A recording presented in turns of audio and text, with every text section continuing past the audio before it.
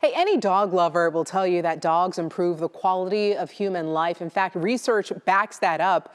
The ability dogs have to make us feel less alone and reduce our stress has been well documented. Dr. Jada Jackson, a licensed professional counselor, joins us this morning. Glad to have you here. Thank you. All right, so we were just talking. I was like, Yeah. wait, this is a topic? This is a thing right now? And you said, yes, it is. It is. It's a thing. I write so many ESA letter or emotional support animal letters because, first of all, companionship saves lives. It's a thing. Yeah, you're right. It's a thing. And so at the end of the day, when we're talking about relationships, we're really talking about how we relate to others. And we have relationships with our pets. It's a little emotional therapy as well. It is. All right. Now, I was also reading that pets have an impact on the dynamics of our romantic relationship. They do. Okay. They do. How so? I know. Tell me.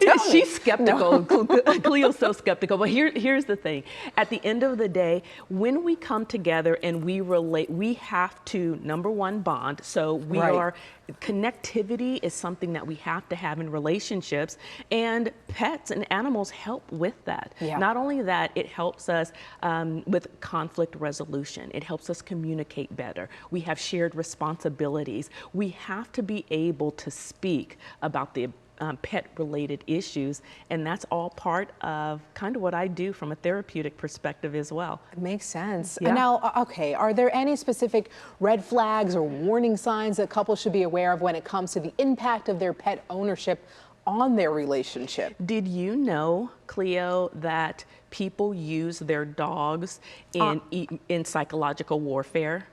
Or their animals? They will use the animals as a way to get back. Give me an example. What do we mean here? I do. I had a couple, honestly, where the woman, she would take the dog away from her husband in order to control the situation, control the dynamic, to get back at him. And so I always tell my couples, listen, if you're going to have an animal in the household, and it's not just relationship, it's the family dynamic as well. You have to have a routine. You have to have respect. You have to have love, and you have to respect the animal as you respect the environment, but also don't use the pets as weapons. Right. Let's not do that. Let's not do that. Okay. Right. All right. Let's talk about some specific strategies that can help couples harness, I guess, the positive aspects of pet ownership. Absolutely. Again, that shared responsibility is going to be important. So you're developing routine around taking care of the dogs, and whatever those dog-related issues are,